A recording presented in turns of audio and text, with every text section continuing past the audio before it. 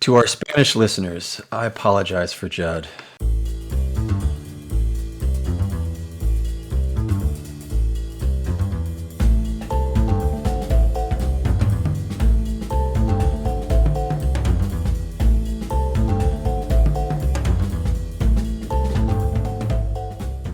Alex, it is great to see you again here on the Elmore Leonard podcast. How are you?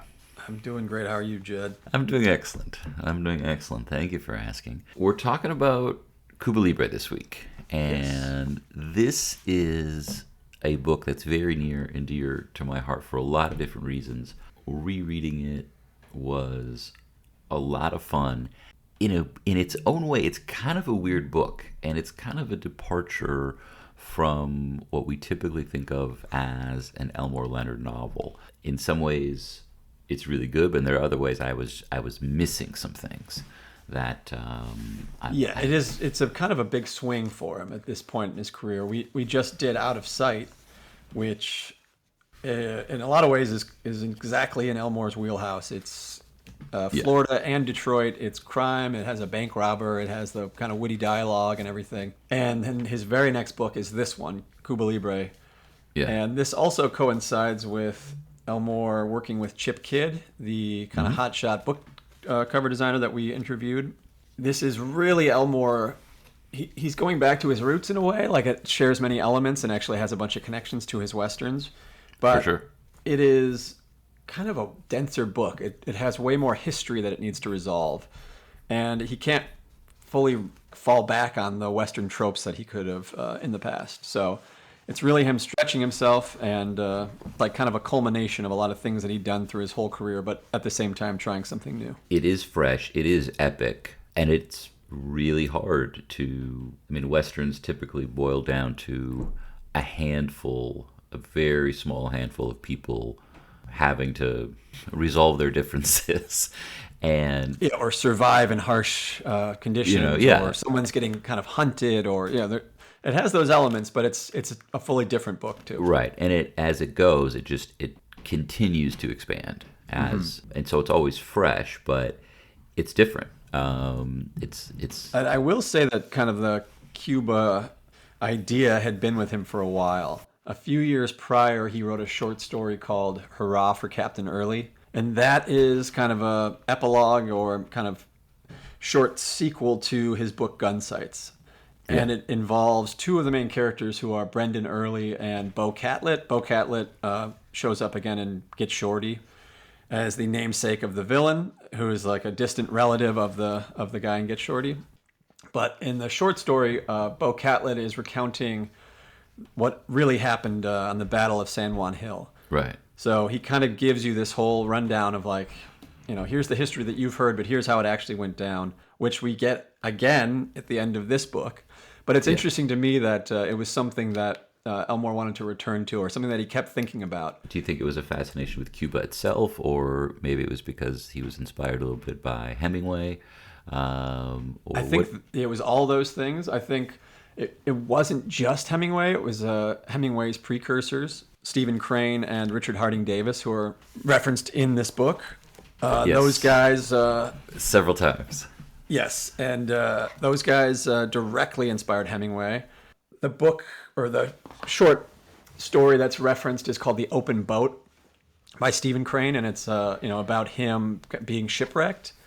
Mm-hmm. But it's written in kind of a journalistic way, but also with kind of florid details, and like really puts you in the perspective of these guys trying to survive. And that seems very much like what Hemingway would go on to refine and perfect. Mm-hmm. So it's kind of Elmore paying respect to those guys. Yeah, and Harding Davis in particular is somebody who shows up in other books. I mean, The Hot Kid, it's not a direct... I wouldn't call this a prequel to anything, but there's some character overlap for sure. That's really interesting. And there's even some characters, particularly the journalist character, Neely in Cuba Libre. He doesn't show up in The Hot Kid, but there is a meddling journalist character who wishes he was Richard Harding Davis also in The Hot Kid, and they're both great. They're both great. And Richard Harding Davis, the story that they mention in this one, The Death of Rodriguez, Yes. Elmore kind of takes a similar setup for the ultimate fate of the character Charlie Burke. Well, let's talk about Dear Charlie. I mean, there's so much to talk about with this book. Sure. As with many Elmore books, there's a lot of fun references to other places and other people throughout. And right at the beginning, there's a reference to Sweet Mary, which is a town in in the Arizona Territory, and it is where Tyler, who I've got to ask, any relation to Farron Tyler, do you think? I was thinking that, but no, there's no explicit direction. connection. And Sweet Mary, you might remember from Hombre. Yeah. It's in a bunch of short stories that Elmore wrote, but it's a common location. And Gun Sights as well, which Gun Sights also has some character overlap. Dana Moon is referenced, and Ben Tyler's good friend Red is a character in that book as well. So I do like that it calls back to Gun Sights, which is from, I believe, 78 or 79. And then, like you mentioned, The Hot Kid. So it kind of pulls from the past and then leads into the next phase with the Carl Webster books. The entire book takes place in Cuba, but everybody comes from somewhere. But it starts off with an amazing deal, what it seems like an amazing deal, an amazing opportunity for a young guy, early 30s, to bring a bunch of horses to Cuba. And in the U.S., these horses would be worth essentially a quarter apiece. They don't really explain why, but Charlie Burke is he's been working in and around Cuba for a while, and he tracks down an old friend, Ben Tyler, to round up, I think it's 30 or 40 horses, get them on a boat, get them to Cuba, where they're going to sell them for $150 a piece. And this is in 1898, so it's a lot of money. It's certainly more than what they would get in the U.S. And so, Ben is excited. They've worked together kind of wrangling horses, and Ben also has a criminal history where there's some jobs that he didn't get paid for, so he resorted to robbing the bank where his employers had an account to try to get some back. Well, there was a couple times where he was trying to get his wages back, and then another time there's a fun story with Red where they were trying to open a bank account, and they wouldn't serve Red because Red was Apache. And so, well, one thing led to another, as Ben says, and they robbed the bank to, I think, to teach him some manners. And he's asked later, did you just rob the bank, to get your money back? And he said, well, once I had the hang of it. Yeah, exactly. So, but Charlie wants him because they make the arrangement before the Maine blows up, but Cuba has not been a stable place for a long time, and there's a lot of tension there. Spain is in control of Cuba, and the locals are not fans. There's rebellions. There's been decades of. There's a lot of a history in this book. Elmore describes the reconcentration, which was like to get back at the kind of insurrections of the villagers and the locals. The Spanish just basically made concentration camps where they starved tens of thousands of people. So there's some dark, bloody history that. Yeah. The character Victor Fuentes, who we meet, is kind of a Zelig-like guy. He seems to have been involved in every single one of these conflicts. So he gives us his firsthand account of them down the line. But that's the history we're coming into. Ben also does have. He spent a summer when he was 9 years old in Cuba because his father ran a sugar plantation. This doesn't really play into the story, but his father ran a sugar plantation, and then they moved back to New Orleans, so there's a little connection to Elmore there. Even more, actually, I just read the intro to Cooler Than Cool, the biography by Chad Cushins, friend of the show. And Elmore's grandfather, William Leonard, was an engineer on a sugar plantation outside New Orleans. Oh, my God. Did he have an accident? He did. He died very young. It was a explosion for one of the steam-powered devices. Oh, he did? Yes. Oh, wow. He was, I'm like, oh, Judd, I'm glad you know the history. No, apparently a couple of people had gotten hurt, so he ran in to try to fix this, and as he walked through the door, a giant piece of machinery flew at him and killed him. Oh, my God. So he was 42 years old. Wow. And then his son, Elmore Sr., who wanted to be an artist, changed careers and had to support the family. There's another connection to Elmore's family as well, in that the character Amelia Brown, who we meet shortly, her name, Amelia, that was Elmore's mother's middle name and his grandmother's first name. And this is all around New Orleans. Elmore's parents are both from New Orleans, and then Ben Tyler and Amelia Brown in this book are New Orleans natives as well. There's a lot of, we'll see as we go, but they are, Charlie and Tyler are they're taking these horses to an unsettled place with where there's a lot happening.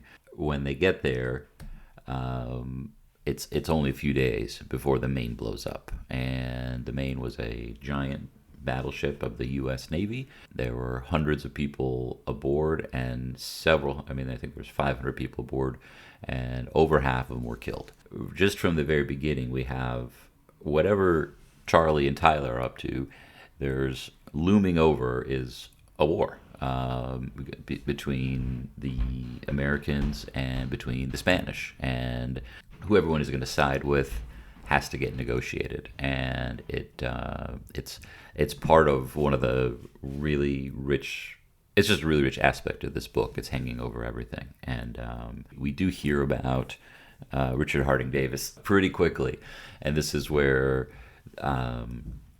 his seminal article, "The Death of Rodriguez," is written, and it's based on this guy being lined up against a wall and smoking a cigarette and being shot at a firing range for God knows what. But we hear about that early and often. They get the horses, and the horses are for a sugar plantation owner named Raleigh Boudreaux, which is, I'm gonna say, of all of Elmore's character names, this might be the name that is like the most. It's the most mustache twirling. I don't know. You think it's too much? Well, I don't think it's too much. I mean, I think it's totally fine. But it is just it's pretty perfect. I mean, and he's not a fun guy. He's a wealthy guy. And as it turns out, he's been running and owning sugar plantations for a while. And one of them was the plantation, we will learn, one of them was the plantation that Ben's dad had worked at when Ben was a kid, many years ago. They get to Cuba, but they find out that as Ben is getting a sense of what the deal looks like, he quickly realizes that, wait a minute, so these horses, you're going to sell them for $150 a piece, but there's going to be customs, there's going to be doctors, veterinary inspections, there's going to be all of these other costs, and pretty quickly Ben realizes, even though they're selling these horses for $150 a piece, they're really not going to make any money off of them, because there's so many, there's so many taxes and tariffs and fees and all of this stuff. So what's really happening? And Charlie settles with him, and Ben actually just guesses. He's the one who says, "I think you're actually running guns or something. Like it can't just be horses." And Charlie, they've been through it before. He knows he can trust Tyler, and so he just tells him, we're bringing in guns, and we'll get into it later. But this is an element of the script that the Coen brothers wrote for the film they never made that I actually really liked. That they don't let Ben know about the guns, and it changes the actions because Ben does offend some police officers. And him not knowing about the guns, I think he even says, "Well, I wouldn't have picked those fights if I'd known." That is great, because there's definitely, one of the real treats of this book is we have a cowboy, a modern, at the time, modern American cowboy who's being brought into old Europe. It's the New World meeting the Old World, and it's just a lot of fun. It's also the world changing, because the main explosion kind of signaled the start of like America being this big military superpower. Like the historical records basically are like, Spain was this colonial power, then America fought Spain in Cuba and in the Philippines and just wiped the floor with them. Yeah. And that was the first time that America on the world stage was really like here to play. It is like a changing point. Yeah, it's We should great. also mention that Ben spent some time at Yuma Prison. He did Oh, get yes. caught for those bank robberies, so He he's did. not just a cowboy. He's got a past. And this is part of why Charlie wants to work with them, is because he knows that Ben's Yes. he's been in the kitchen, as they say, or he's at the cake, I think is it actually how Elmore puts it. Yes. They know that they could get into some trouble. As it turns out, they do pretty quickly. They're in Havana, but the horses aren't staying in Havana. The horses have to go to another part of Cuba where the plantation is. And I wasn't exactly clear. And just to back up briefly, they're in Havana with the horses. The horses have to go elsewhere in Cuba. The guns are there. The guns are on the same boat that they've smuggled in. So the guns are on the same boat as the horses, and they're covered up under all of the manure that has been accumulating over the voyage from I believe from New Orleans to Cuba. I wasn't totally clear where specifically the guns were headed, but it's assumed that, I'm assuming that wherever they're taking the horses, it's okay if the guns go there too. Yeah, or they'll stop along the way or something. So as they're there, and Tyler is seeing what it's like to be in Cuba, and Charlie's given him a little bit of a tour of the town, and Fuentes is there as well. And Fuentes works for Raleigh Boudreaux. He is his segundo, his chief of staff, his probably in his late 50s, early 60s, seasoned guy,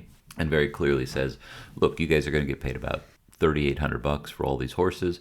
My cut is $500," which is just how business was done. But while they're kind of hanging out talking, some of the Guardia Civil officers come by the horses. And these are like not just the regular police, they're kind of military police.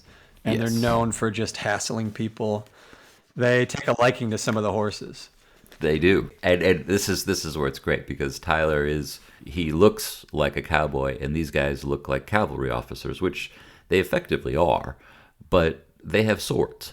We know that Tyler's been a bank robber. He's shot people before, and he doesn't. He's probably not going to back down from these guys, and he doesn't at all. They are really interested in one of his in not just a horse, but Tyler's horse. Tyler's brought his saddle with him. He's basically instructed by these guys to, hey, by one of the guys, I believe it's Teo. I want your horse. I want to buy your horse. Let me ride it. And these guys are used to bossing people around. They are, as They you kind of say, lowball him for the horse, and he says, "Saddle it up for me." yeah. And he basically says, "No, why don't you?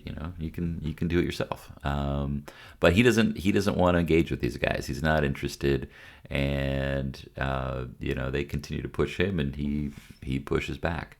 Yeah, Teo Barbone has a reputation for getting into duels. We find out that he has already been in 3 duels and killed the 3 opponents that he's had, and he's only been in Cuba for a couple of months. Could there be any relation between Teo Barbone and Ray Barboni? Wow. I assumed Ray Barboni was Italian, but Well, but he's in Florida a lot, so could be. couldn't. Yeah, this guy. I think he's too young to be Ray Barboni's great grandfather, but we'll never know. So we meet a handful of people. So we meet Teo, but and who's a bit of a hothead.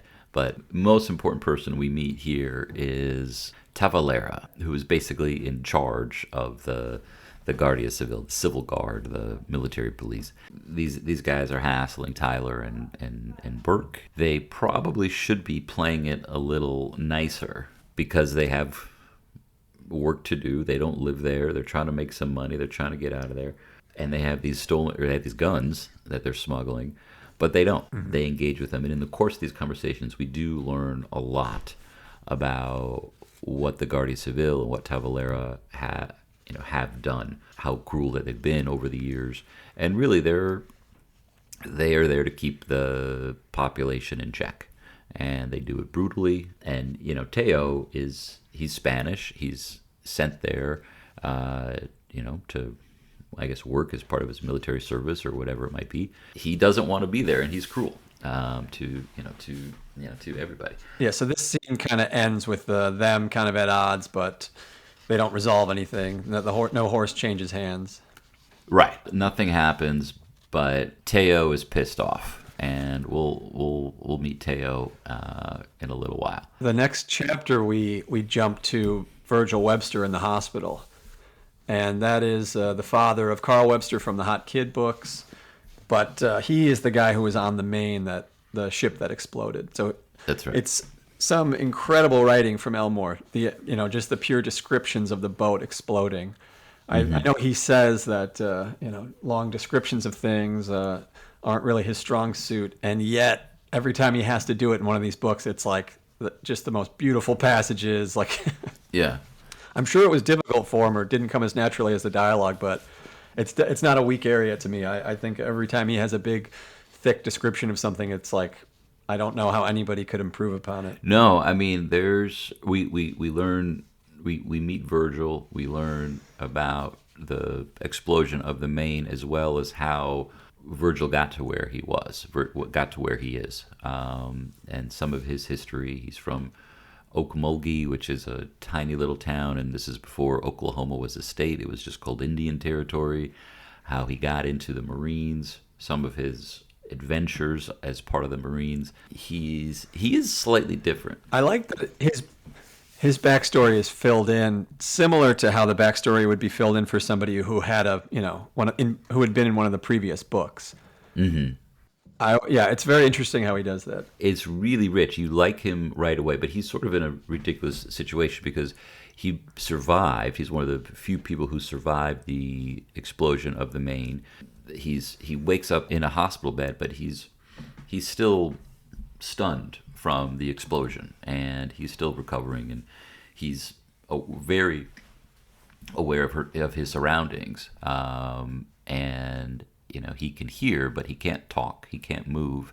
And I think that's part of why it's such a striking sequence where Virgil is coming to, and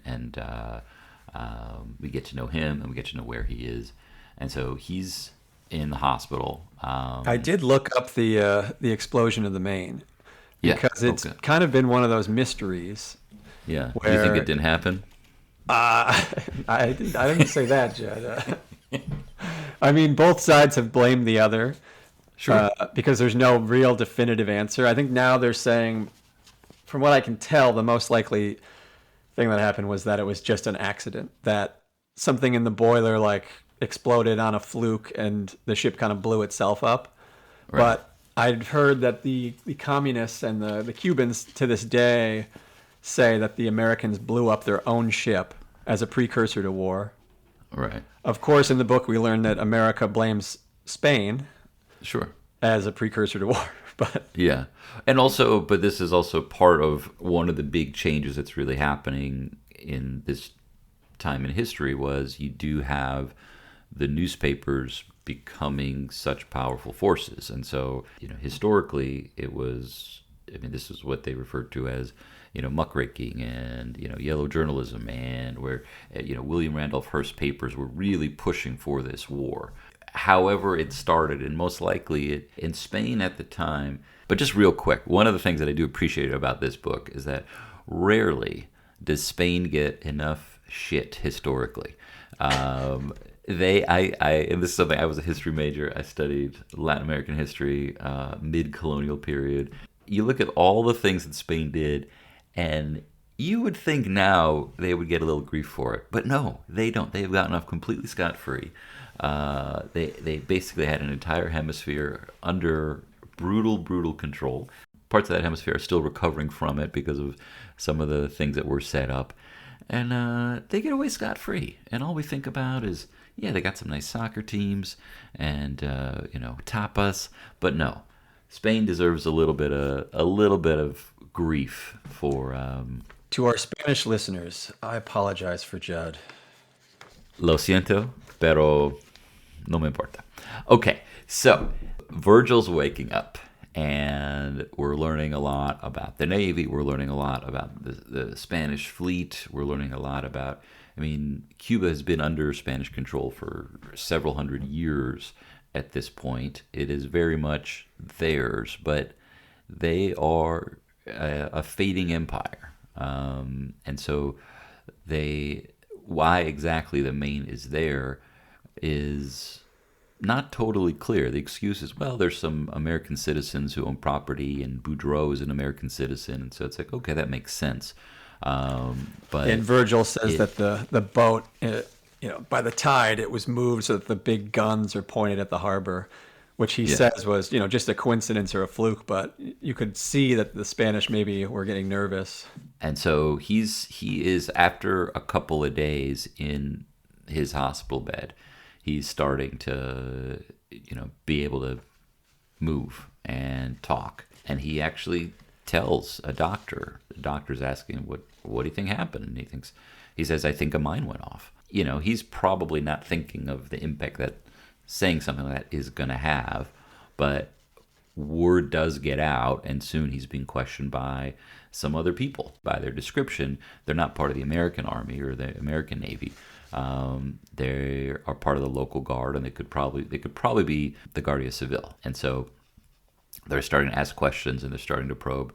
And Virgil at a certain point, Virgil is one of my all-time favorite characters for not just Cuba Libre, but also the Hot Kid. He basically he's being questioned by a Spanish naval officer, basically, and he just says, look, since I'm an American, I think I better wait to talk to the Americans. This frustrates the guy questioning him. He's in the middle of the night, he's drugged and taken away. We don't know what's going to happen to Virgil.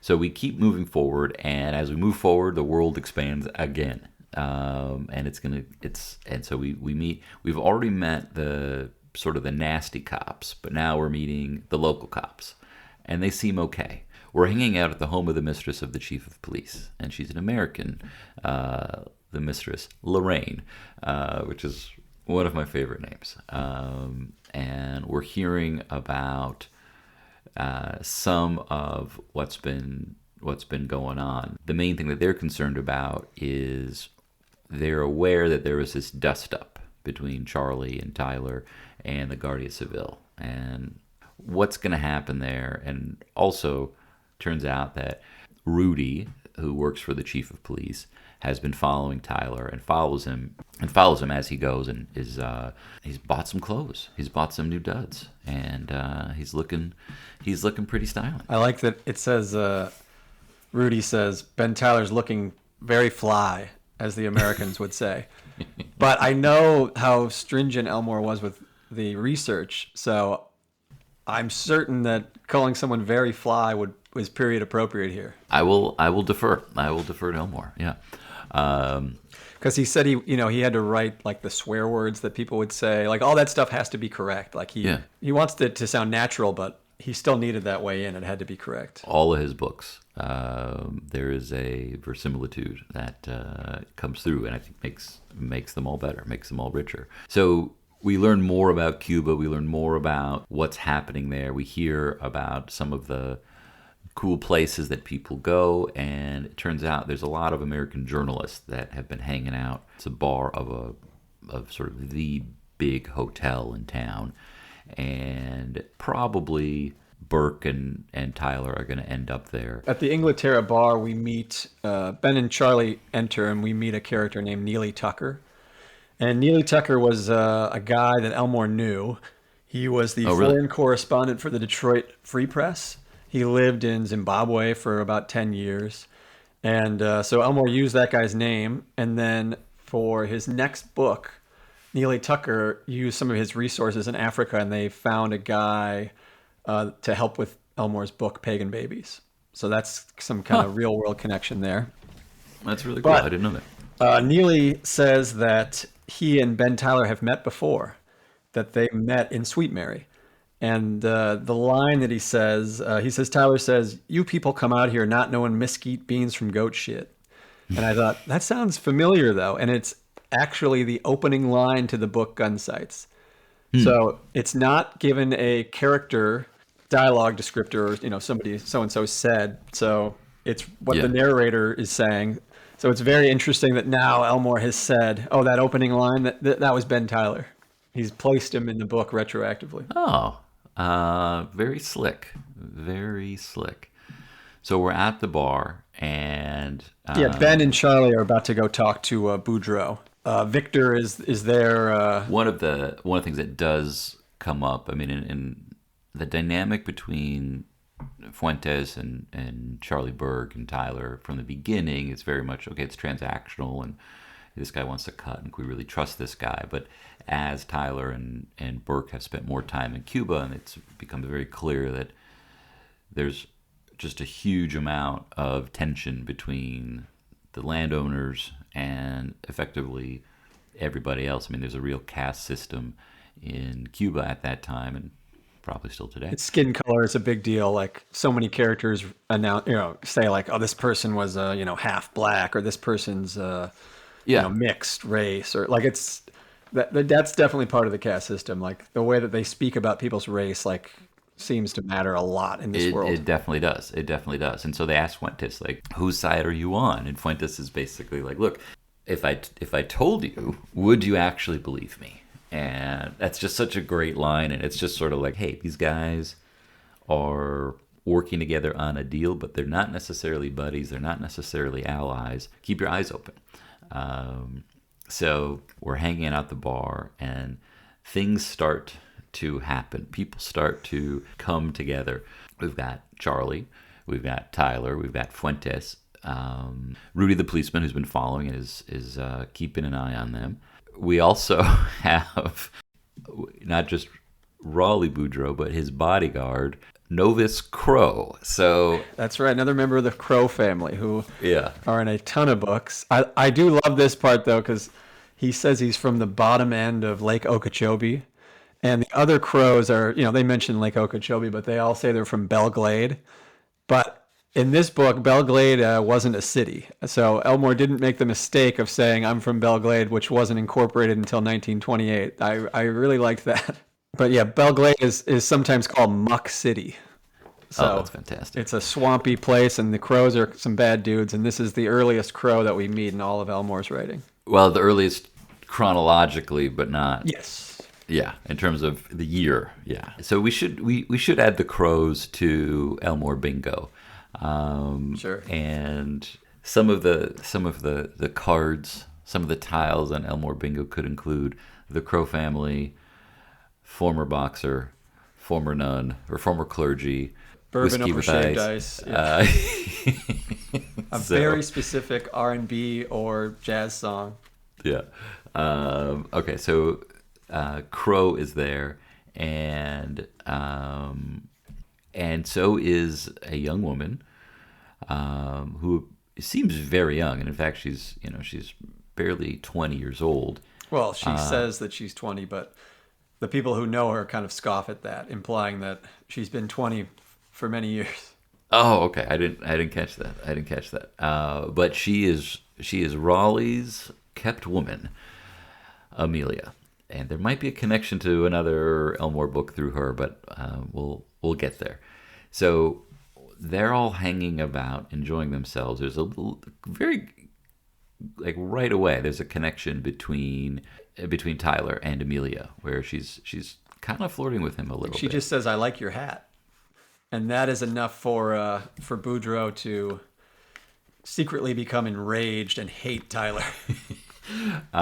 It would be enough for anyone to. She's And he fantastic. takes it upon himself to kind of squander their whole horse deal. Not only does he change the deal, but he basically says, "I don't want these horses here. You got to send them elsewhere. They don't do me any good." And he's holding all the cards. He's got all the money. He's got all the leverage. And so these guys are kind of like they're just going to have to deal with it.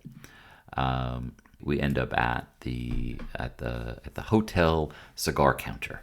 Our good friend Neely Tucker and Amelia are having a. I would love. Are there any hotels that you know that still have cigar counters? And I think we may have gone too far with this anti-smoking thing. Like I would much rather sit around and have a cigar than. I mean, you can do it at a casino, right? I don't know if you can. I feel like The you can only have a smoking laws cigar were- like in a cigar lounge or something. We'll have to research this.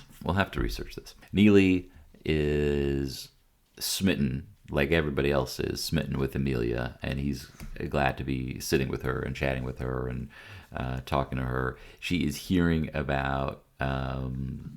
We learn a little bit about how Amelia got there, and we hear that she was never a nun, but she was in a convent for a little while. And how did she end up in Cuba with this sugar plantation owner, and what is that relationship like? And so we're getting we're getting to know a lot about her and the place and the time. And also, like, we're hearing some bits about some of the other journalists, which is a lot of fun. We do hear her last name, which is Brown. Yes. So Amelia Brown, she's a firecracker. She's smart. She's beautiful. She smokes cigarettes, which was she smokes uncommon cigarettes for a wealthy woman. And so I can't help but think, could there be any relation to Luli Brown from The Hot Kid? Couldn't help but think about it. So they're chit-chatting away, as we are here. They're chit-chatting away. And Neely, who knew Tyler a little bit, also shares with Amelia that Tyler was a bank robber. That gets her attention. Yeah, he tells her about the horse spat. And he says that Tyler said to Barbone, "I'm not your mozo," which mozo is Spanish for servant. And Amelia loved that. She kept repeating, "I'm not your mozo, huh?" And soon, Teo shows up. He's not in his work clothes anymore. He's in a very stylish suit. And he basically comes there. I mean, Neely knows that he's coming there to demand satisfaction, to either get an apology or they're going to have a duel. He's brought his glove to slap Tyler. I'll just ask, Alex, do you know the difference between a dandy and a fop? I do not. To me, that they're the same thing. So that's how Neely describes Teo as more a dandy than a fop. He is. Oh yeah, I like he says that Amelia's eyes were twinkling mischievously, her countenance aglow. Right. Everything he's writing is like overwritten, and yeah, it's great. I like the parts where he's kind of shopping different adverbs or adjectives. Like, no, I need something a little more extra. It's great. And so now we have the old world, the Spanish cavalry officer or cavalry soldier coming up against the cowboy, and he basically says he wants to meet next to a statue in the morning, and we'll have pistols and we can duel. And Tyler is just like, what are you talking about, man? And Teo doesn't let go, and before too long, Teo takes out his gloves and he gives him a whack across the face with his gloves, which is, you don't see that too often anymore. He does but it a little means too something. hard. He doesn't do the ceremonial slap. That's his big mistake here. That is the big mistake. And he hits him a little too hard, and Tyler doesn't waste any time and just punches him right in the mouth, knocks him over. And then Teo gets up, reaches into his pocket, pulls out a gun. And Tyler also, before Teo can do anything, takes out his gun and shoots him right in the head and in front of the whole bar, just kills him. Everybody is just stunned, but we have all these witnesses. Neely is already writing the article in his head, and it's, as gun smoke hung heavily in the air and a young man lay dead. On a sultry evening, only three, it's great. And he's thinking about the death of Rodriguez. I mean, it's such a fun moment, but it ends. But Ben pretty and Charlie quickly.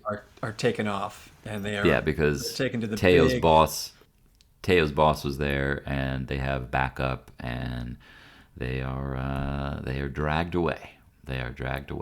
They're taken to the Morro Prison, which is the big kind of old fortified prison on the coast in the harbor of Havana that Ben and Charlie had seen when they sailed in. And it's known as like you get taken here and nobody leaves. It's kind of like you don't want to go to the Morro, you're screwed.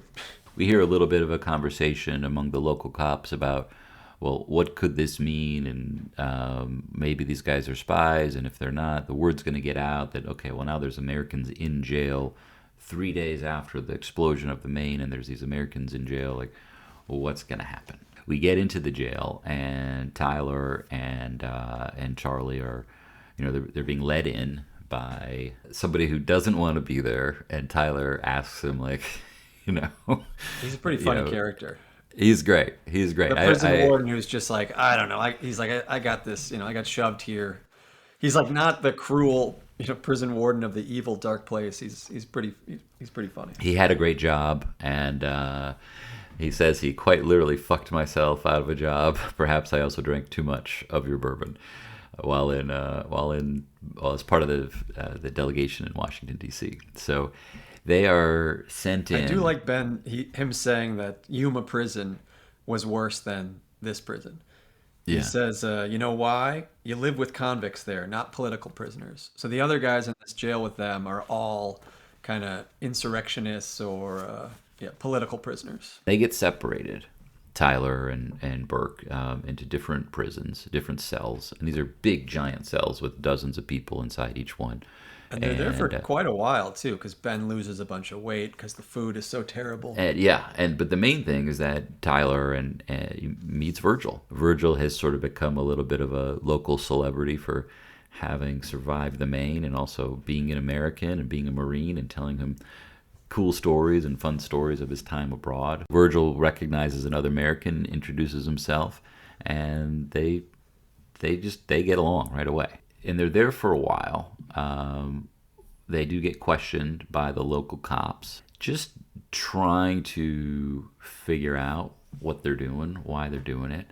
They haven't found the boat with the guns, but that hasn't stopped them from just holding the prisoners longer. It's not only the Rudy, the local policeman, who comes to visit, but Amelia does, and which is kind of wild. I mean, they basically just met that one time, but she's there to make sure that Tyler's okay. They get visited by Tavalera, though, the Guardia Civil head, and in a scene that's very much like the Death of Rodriguez that we referenced earlier by Richard Harding Davis. Tavalera kind of holds up Charlie Burke to a firing squad and demands that Ben tell him where the guns are, where is the boat. And Ben has no idea, so he can't. He says, "I couldn't tell you if I knew," and that's not what Tavalera wants to hear. So they shoot and kill Charlie Burke. Poor Charlie is dead. Amelia does come to visit after Charlie's been shot. Tyler tells her that Charlie's dead, and she warns him. One, she knows where the boat is, and two, she is warning him, like, "Hey, we got to get you out of here because a real war is coming. Like this is kid stuff that's been going on." And it's soon after that we kind of rewind time and learn about Amelia's history. We learn how she met Raleigh. We learn about her parents. We learn about this Dr. Guidry that she dated for a while who looked after lepers. We get to know a little bit about her. I mean, and we get to spend a little bit of time with Lorraine. She is the head mistress, but basically is almost like another wife to the chief of police. They're just a lot of fun together. I mean, like they talk about, everything. But yeah, Amelia tells us about an incident on a train that happened about a year back, where she's with Boudreaux and Fuentes, and Tavalera is holding up two guys that he suspects are insurrectionists. Yeah. And Fuentes is saying, "I know these guys. They got nothing to do with this." They work for Boudreaux. Yes, they're Boudreaux's employees, and it's kind of a similar setup to what we've just seen with Charlie Burke, where people are like, I can't give you the information you want, and Tavalera doesn't care and still shoots them, which kind of radicalizes Amelia. It definitely gets her thinking about everything and her place and her station and what is she doing and who is she doing it with.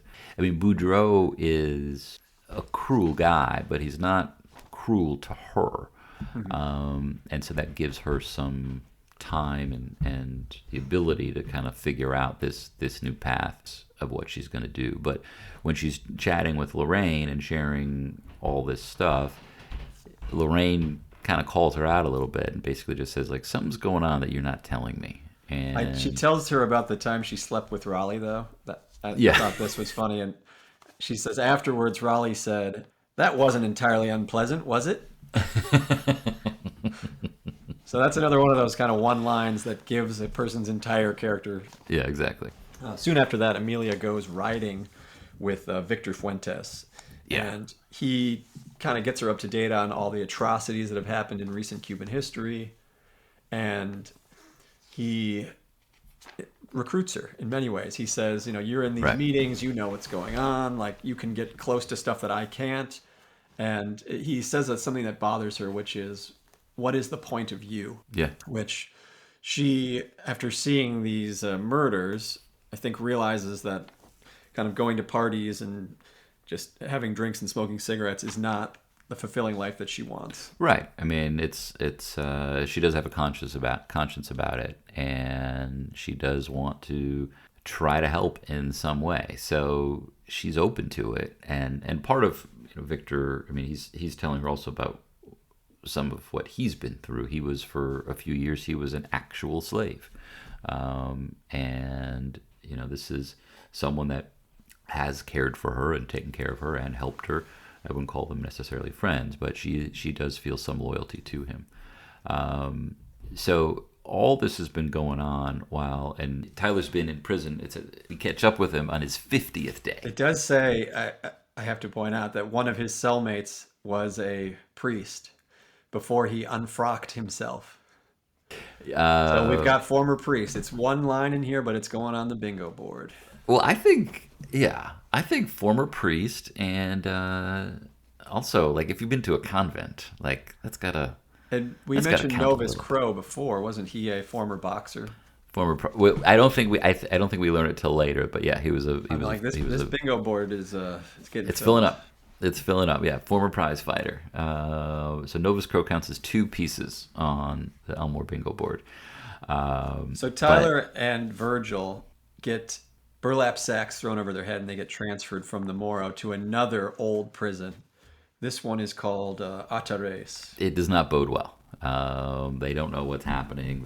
There's been warnings of, well, if you're in the Morro, at least you haven't been, sent off to one of the Spanish prisons in Africa, which are really bad. But it's just, we don't know where they're going. We don't know what's going to happen. We do learn that the American newspapers are talking more and more about war is close, hostilities are not far off. The war drums are banging. And at this point, Neely had visited Virgil in prison, and the interview that he gave him there has made it to press. That is a key point. The ground is shifting. How and where, we don't really know. We do cut back again to Amelia. It's kind of in their bedroom, and Raleigh's reading the newspaper and ignoring her, but she's trying to find out. She asks him again about Charlie and Ben. And because Raleigh is closer to Tabalera, he has more privileged information. So he says that one of them died.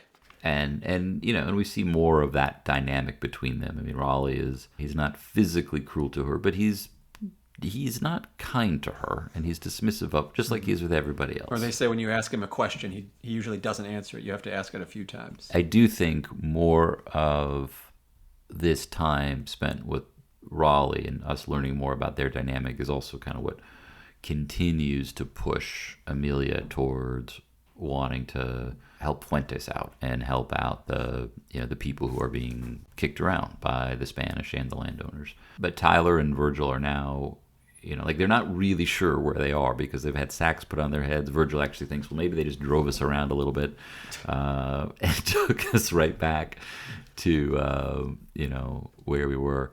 There's a great little anecdote here about Virgil, which there's just something about Virgil where everything we learn about him, everything he says, it's just it's just pure gold. And there's a fun story of basically, he's telling Tyler, look, I've never been in jail because I've never been caught, but one of the stories he tells is precedes how he became a U.S. Marine. Local soldiers from a fort insulted his mother, and so he stole a pistol. He held them all up. He took the money and hit the road and joined the Marines. It's a fun story, but also it tells Tyler that, like, okay, well, maybe this guy is up for... They're cut from the same cloth. Tavalera comes in, and this is sort of interesting because Virgil is a Marine, but he's not going to necessarily know the war plans about, like, hey, when there is a war, this is where we're going to land. Well, he's so been in it's prison, too, for like 2 months, so how much could he know? it's not necessarily the best move for Tavalera, but it's a good reminder that he's there, that he's a menace, and also he plants a few seeds in their heads about what could happen to them. But then he also goes to talk to our good friend, Lieutenant Molina, who's also in prison. He took one too many bribes and was thrown in jail. Well, now we're with Fuentes and Amelia, and Boudreaux has ordered Novus Crow to go with them. This starts their big plan to not just get rid of Novus Crow, but to kind of use him, which we'll get into. But then once they're on their own, they'll be joined by a couple of other people, and they're going to head to Atares, the prison. And they're there to basically get Tyler out. They don't know much about Virgil, but to at least get Tyler out. That's one of the schemes they're running, but the other one is to fake a kidnapping of Amelia by bandits, and Novus being there and would give them the ability to get a ransom note back to Raleigh at some point. So it's a good thing that Raleigh insists that Novus goes with them. So they're on the way. They knock out Novus. They figure out how much they're going to ask in terms of ransom, which is another kidnapping, someone being in on their own kidnapping scheme. We've seen on occasion, but also but Rudy, the policeman, joins them. And so there was a sort of a cryptic conversation between Rudy and the chief of police earlier about what they know about each other, what they tell other people about it. And the chief basically says he knows something, but he's not going to say anything. And this is the big secret. Rudy is, part of the insurrection. And they're joined by another ex-policeman named Yarrow Ruiz. So the four of them head to the prison. And pretty quickly we have our first machete killing of the book. Yarrow... It's kind of seen from Amelia's perspective that, she sees one of the guards get hacked to death. Hacked to death, yeah. And she's, just like Glenn in Out of Sight, she's with the bad boys now. These guys aren't as bad as Kenneth and but it's more Snoopy, brutal perhaps. than she thought it would be. It's not what they're expecting. And so they're basically going through, and this prison is it's not a big prison like Morro is. It's smaller. It's almost just like it's almost like a stable, basically, and there's some rooms in it, and there's some different, there's people playing cards, but it's not... They say there's 8 guards total. And probably only 2 or 3 prisoners, it's not necessarily a ton of people. From what we know, it's only 3, Molina, Virgil, and Tyler. And they go in under the pretense that they're showing Amelia, like, doing a sightseeing tour. So they enter a room where there's 4 guards. It's kind of a break room. The guards are playing dominoes. And Fuentes is telling about the time that he was actually locked up in prison and put in the stockades. He's told Amelia about how, they put him in the stockades and it's supposed to be, the sun will burn through his eyelids and he'll slowly die. And he prays to St. Francis, and out of nowhere, clouds come in and it rains for 6 days and 6 nights. And that's what saved his life. But they're going through this. Fuentes and Rudy shoot the 4 guards. They two each. They kill the guards in front of Amelia's eyes. So that's 5 down. They've got 3 to go. And Yarrow, the guy who did the machete killing, stays with the horses just outside. Everybody else goes in, and they get Virgil and Tyler. I mean, this is basically the second time they've met. She visited once, but second time they've been together. And there's a great line. She rescues him. It says, "You smell awful, but it's all right. I brought soap." And they kill two more guards on the way here. One of them they force to open the cell, which then they shoot him immediately, and another one was snoozing, and they choke him out. So they're not certain, but they think there's one more guard somewhere. So they're trying to leave.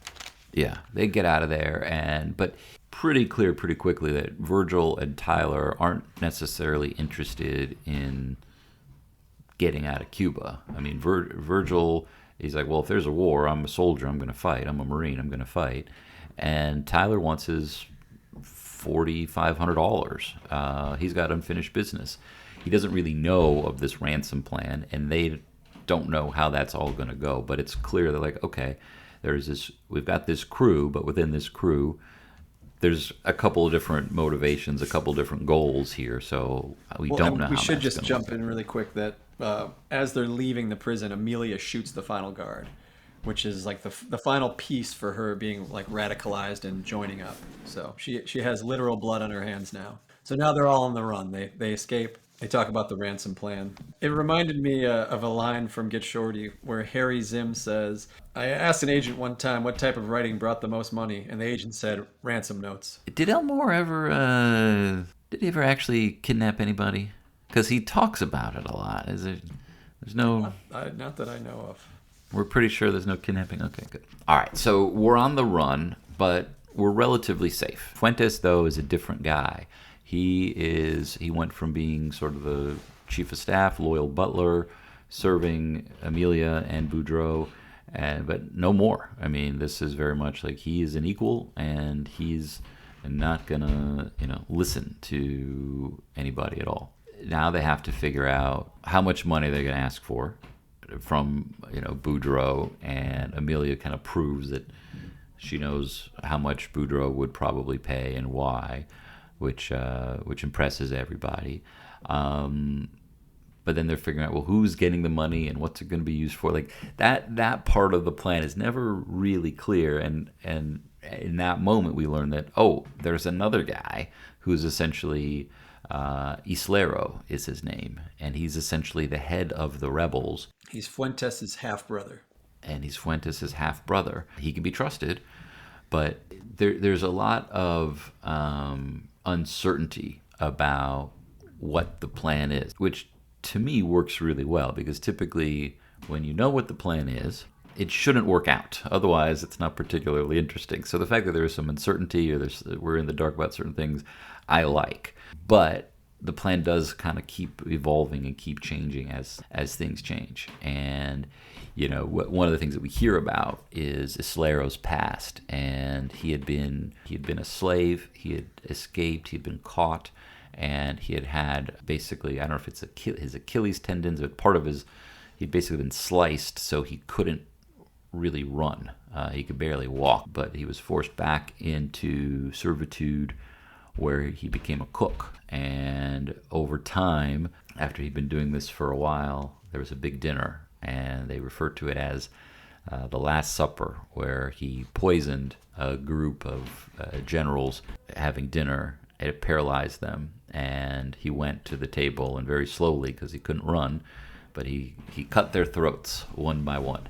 So this is their new partner, which is a little nerve-wracking.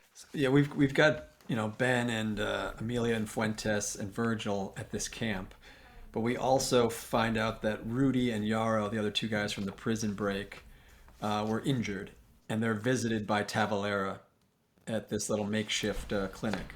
And Tavalera, he's such a terrible guy. He basically tortures Rudy to find out the truth about the prison break and that Amelia was in on it. And he goes straight to Raleigh and basically is going to spill the beans.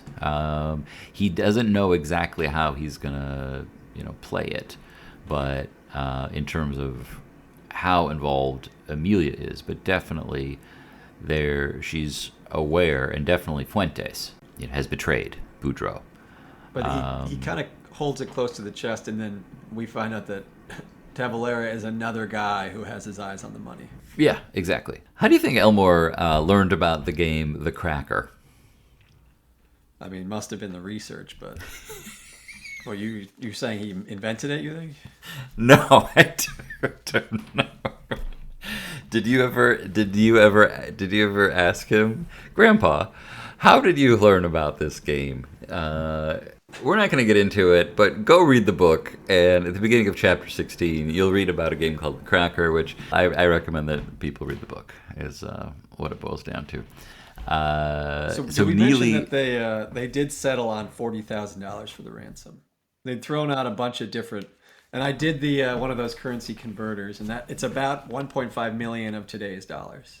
Okay. So it's a lot of money.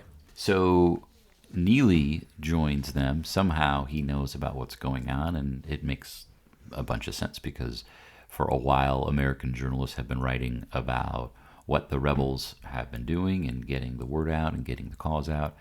And so they are simpatico, but it is Tyler, it is Amelia, it is Virgil, it is Fuentes, and also Islero, who you don't want to cross him before eating his food.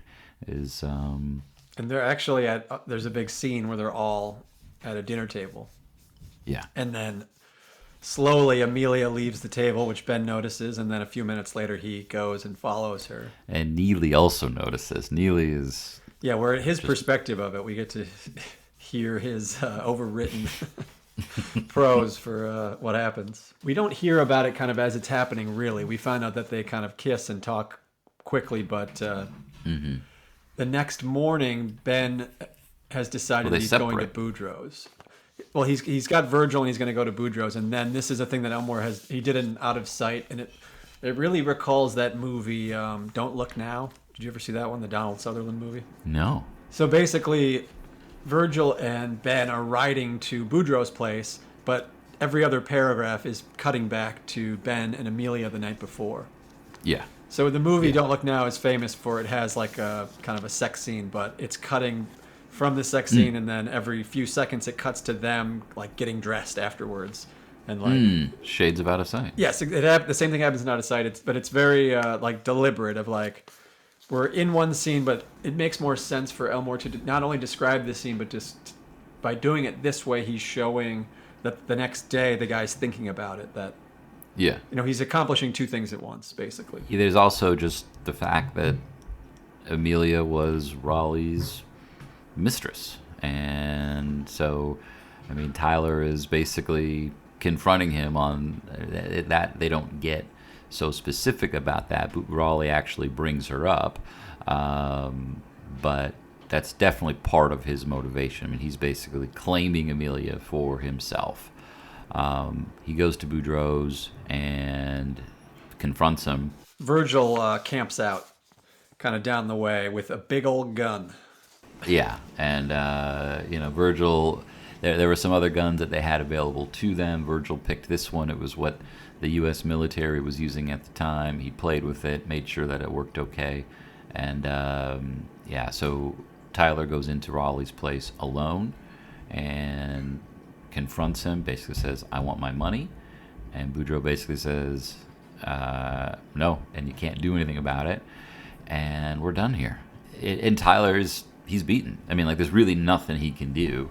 And so...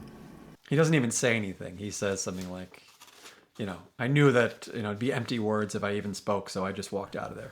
Exactly. He just goes. As he's leaving, though, Boudreaux basically... I don't know if he changes his mind or if that was the plan all along, but he just yells out to his goons, get him. It is kind of like you're saying, the mustache twirling. Yeah. It's unusual in Elmore, but this guy, this wavy-haired guy yelling, get him, with an exclamation mark, is very villain, where his character isn't really written like that, but he's classic bad guy in this moment. Tyler finds his horse from the beginning, and that's who he saddles up and is riding away as he's chased by 3 guards/soldiers/bodyguards, and Virgil is in a perfect position to snipe them. And he does. This is a story that bleeds into, is shared again in The Hot Kid, and is really legendary moment in Virgil's life that people talk about and hear about, and his son hear about this, where in the span of about 15 seconds he shoots 3 guys, saving his friend's life. they're safe for the moment, but we've got Boudreaux now after them. We've got Tavalera now after them, and also wanting to get in on the scam. And then add to that Ben still doesn't have his money, so he pulls out one of his other old tricks, which he says, "I'll just go rob a bank." Right. The only problem, where is the bank? He spends some pages trying to find a bank. He does not, but he does not, he does not come back, to Amelia right away. To the camp. And this that is similar to, I'd referenced in when we talked about swag. The title swag came from a script treatment that Elmore had written for Michael Caine and Sean Connery called The Hawksbill Gang, and then it was called Swag. And the main action premise of that was these guys were going to go into Spain, which was in the middle of the Civil War, and they were going to go into a war-torn town and rob a bank because it had a huge amount of money. And so it's clearly an idea that Elmore had, kept kicking around in the 20 years since then. Mm-hmm. So this is war-torn town. There's a guy who's trying to go to a bank. Will he find the bank? Can he find the bank? To find out, you'll have to join us for part 2 of Cuba Libre on the Elmore Leonard Podcast.